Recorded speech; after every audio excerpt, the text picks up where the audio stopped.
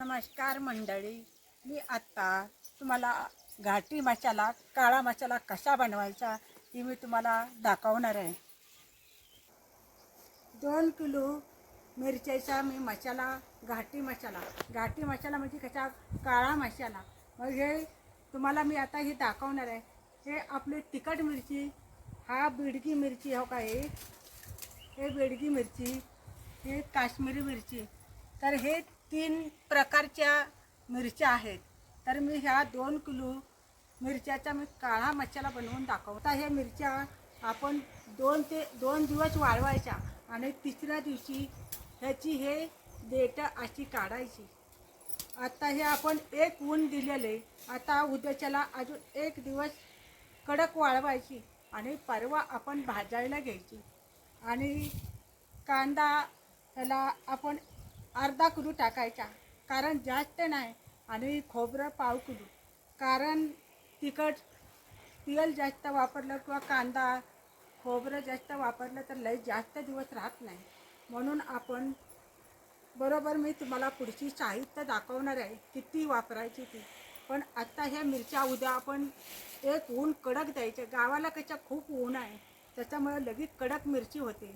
मग आता ह्या मिरच्याचे आपण हे देठ असं काढून आपण उद्याच्या ऊन दिलं की परवा दिवशी नेमकं काढून घेणार आहे आणि नंतर तुम्हाला पुढची साहित्य दाखवणार आहे.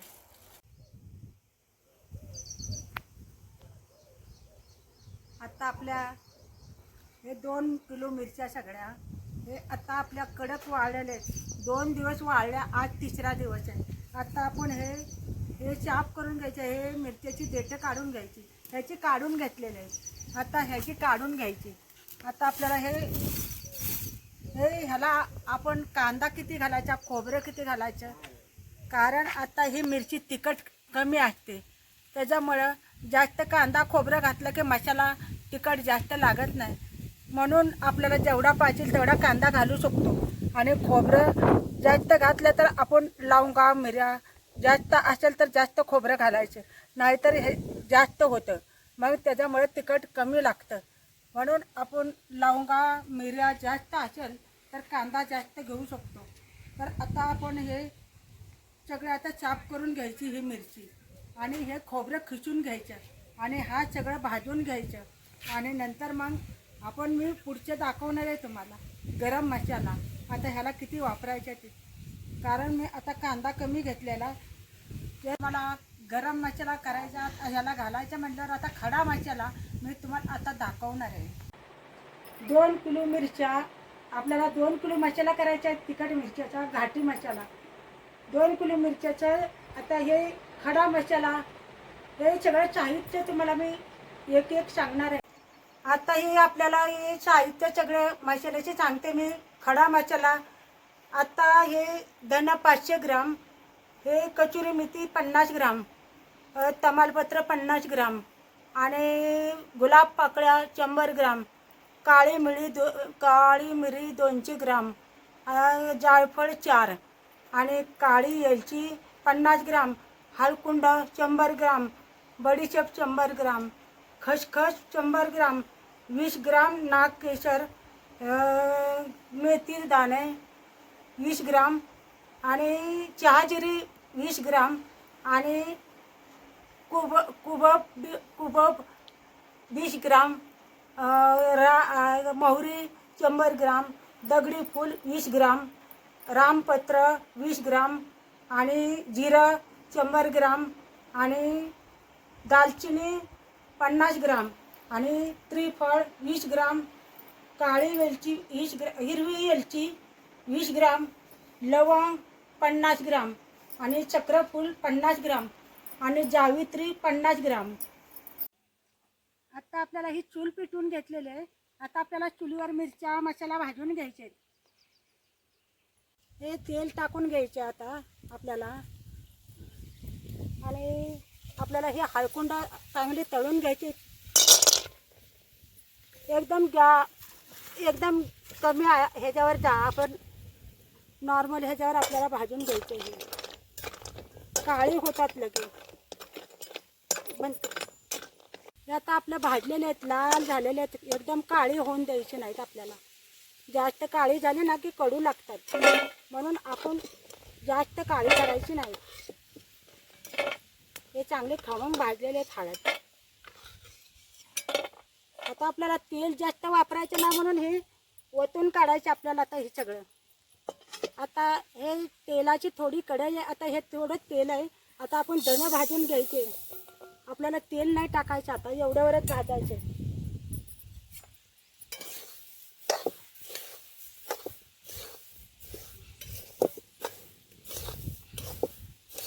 गावाकडं खूप ऊन असतं, त्याच्यामुळे खमंग भाजलं जातं.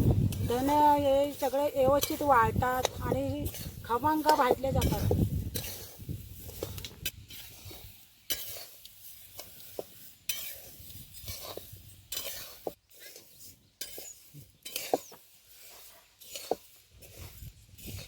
हे आता आपलं धनं भाजून झालेले आहेत. जास्त करपलं की लाल होतात.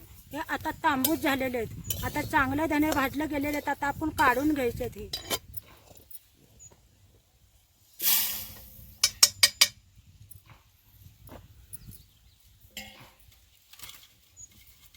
हा, ही कस्तुरी मेथी आपली उन्हाने खूप कुरकुरीत वाळलेली आहे. याला भाजायचे नाही, नाहीतर कडू होते. हे आता आपण टाकून घ्यायची ह्याच्यात. गुलाब पाकळ्या आपले हे उन्हाने कुरकुरीत वाळलेले आहेत. ह्याला भाजलं जात नाही, कारण करपतं, कडू होतं, म्हणून ह्याला भाजायचे नाही. आपण ह्याच्यात टाकून घ्यायची. मोहरी भाजून घ्यायची. आता हे आपल्याला जास्त लाकडं घालायची नाहीत, कमी ह्याच्यावर आपल्याला भाजायची ही मोहरी. ही बघा, लाल चांगली तडतड करत राहते. ही मोहरी आपली भाजून झालेली आहे. आता ते आपण हे आता वतून घ्यायची. आता आपल्याला हे काळी मिरी हे आता भाजून घ्यायची. आणि आपल्याला हे लवंगा पण भाजून घ्यायचे ह्याच्यात. आणि हे चक्रफूल पण भाजून घ्यायचे ह्याच्यात. आणि हे त्रिफळ, हे कोबब हे पण भाजून घ्यायचे. ही नागकेशर हे पण भाजून घ्यायचं. आपल्याला ही मेथी दाणं पण भाजून घ्यायचं. आता आपल्याला ही हिरवी मिरची पण टाकून घ्यायची. आपल्याला ही जिरं पण टाकून घ्यायचं. हे बडीशेप पण भाजूला टाकून घ्यायची. ही चहा जिरं पण टाकून घ्यायचं. आपल्याला ही भाजून घ्यायचं. ही जावित्री पण भाजून घ्यायची, पण आता थोडे हे करपती, म्हणून नंतर भाजायची. आता हे आपण सगळं भाजून घ्यायचं. हे चांगलं तेल टाकायचं नाही. हे बिन तेल टाकतात भाजायचं सगळं.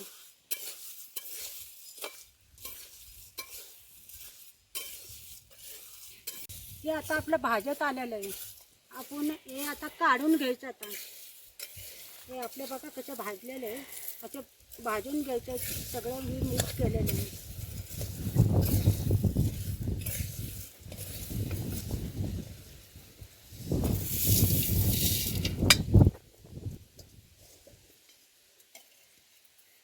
हे खसखस आता आपण जास्त जाळ लावायचा नाही. आपण एकदम गरम कढईमध्येच हलवायचा. बघा ही खसखस कशी आता भाजते लगेच.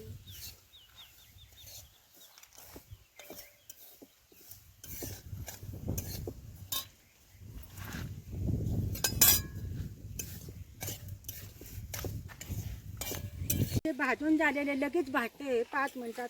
त्यात आपण काढून घ्यायची खसखस, नाहीतर करपते.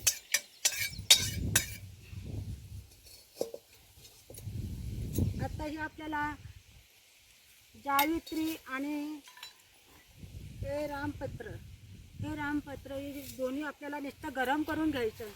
जास्त हलवायचं नाही. त्याला थोडंसं तेल टाकायचं असतं. थोडं तेल टाकायचं, जास्त बी नाही.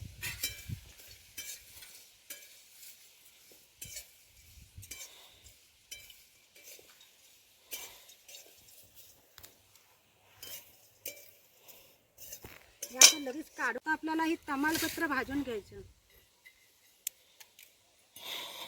त्या तमालपत्राला आपण थोडंसं तेल टाकायचं.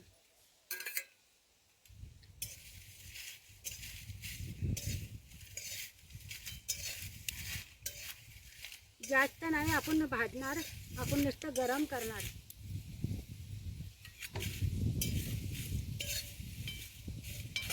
हे आपल्याला काढून घ्यायचे.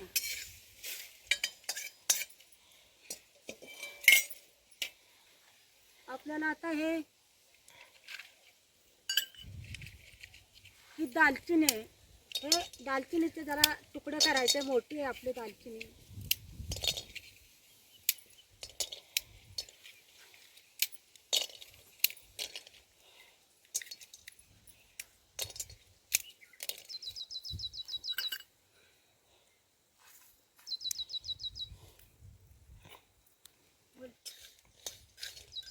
ह्या दालचिनीला आपण थोडंसं तेल टाकायचं, म्हणजे लगेच लाल होते. जास्त भाजायची नाही, जरा गरमच करायची.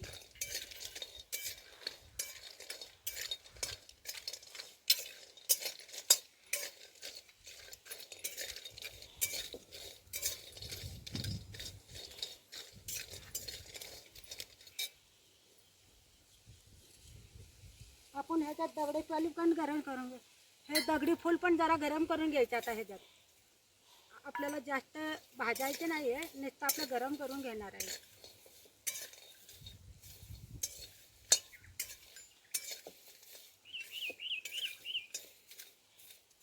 ते आपण आता काढून घेणार आहे. ते आता भाजलेले आहे. काळी वेलची भाजून घ्यायची राहिली.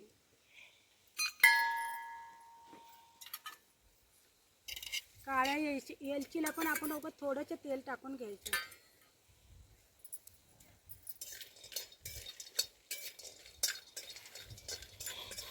बघा, ही काळी वेलची लगेच काळी होते.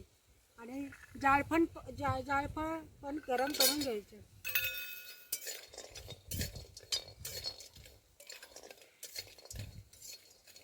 हे काळे झालेले आता काढून घ्यायचे. आता आपल्याला हे झालं. आता मिरच्या भाजून घ्यायच्या. नंतर हे आता आपल्याला सगळं भाजून झालेला मसाला हे थंड करायला ठेवायचा. आपल्याला हे थंड करायला ठेवायचं. आता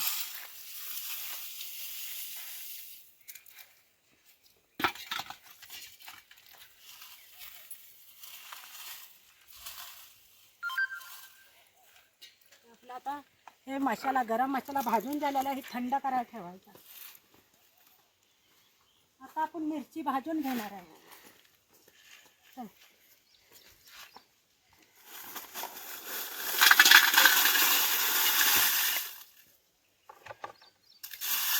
आपण आधीच तेल लावून घेतलेले. आता ही आपण मिरची भाजून घ्यायची.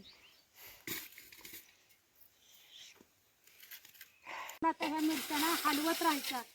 आपण हे सरकतात.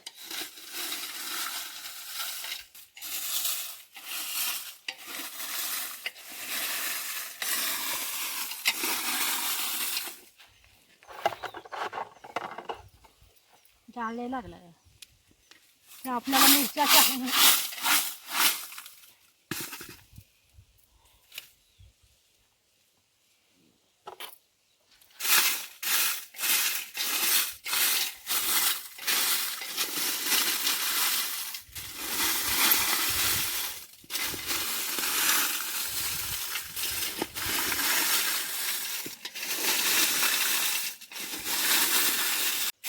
आता आपले काश्मीरी मिरची आणि बिडकी मिरची जे आपले भाजून झालेले. बघा, ही कशी गावाकडे उन्हाळा वाळल्यानंतर ही कशी खमंग भाजली जाते.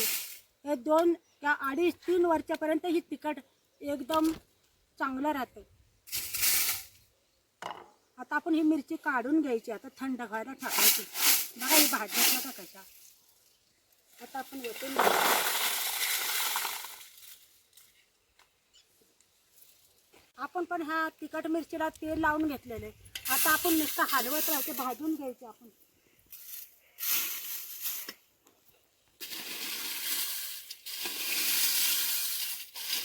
आपण ही मोकळ्या हवेमध्ये मिरची भाजतोय म्हणून वास येत नाही, नाहीतर खूप फटका लागतो. म्हणून आपण मोकळ्या हवेमध्ये मिरची भाजून घ्यायची.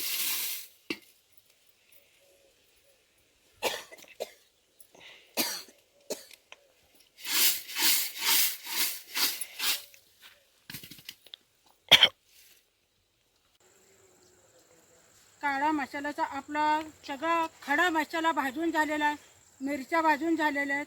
आता आपल्याला काळा मसाल्याचा कांदा आणि खोबरं भाजून घ्यायचे. 2 किलो मिरच्याला आपण एवढंच खोबरं वापरायचं, का तर तिखट कमी होतं. जास्त खोबरं घातलं ना की तिखट कमी होतं, म्हणून आपण कमी खोबरं घालायचं. आता आपल्याला या कढईमध्ये भाजून घ्यायचे.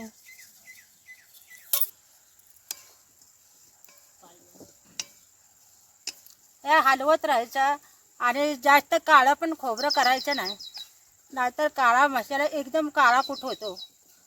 लाल आपल्याला थोडंसं तेल टाकून घ्यायचं आणि भाजायचं, म्हणजे खमंग भाजलं जाते जरा थोडं तेल टाकलं की.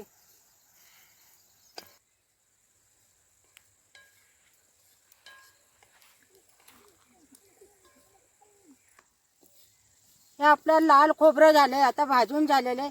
जास्त काळं पण करायचं नाही, नाहीतर हे कडू लागते जास्त खोबरं भाजलं की.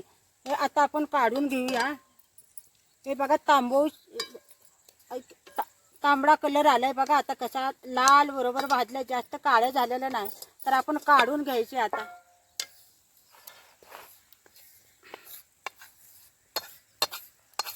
हे उन्हामध्ये आपण कांदा सुकवून घेतलेला आहे.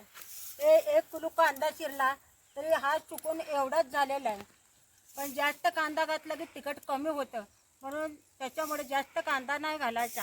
आता आपण हे भाजून घ्यायचा. आपण भाजल्यानंतर मी दाखवणार आहे तुम्हाला. हे आता एकदम कुरकुरीत कांदा झालेला आहे. ही उन्हामध्ये वाळवलेलं आहे, कारण ओला कांदा भाजायला लई वेळ जातो आणि काय काय भाजला जात नाही, म्हणून हा उन्हामध्ये कुरकुरीत वाळून झालेला आहे. आता आपण जास्त काळा करायचा नाही, आपण अजून थोडं तेल टाकलं की मग तर लय कुरकुरीत होणार.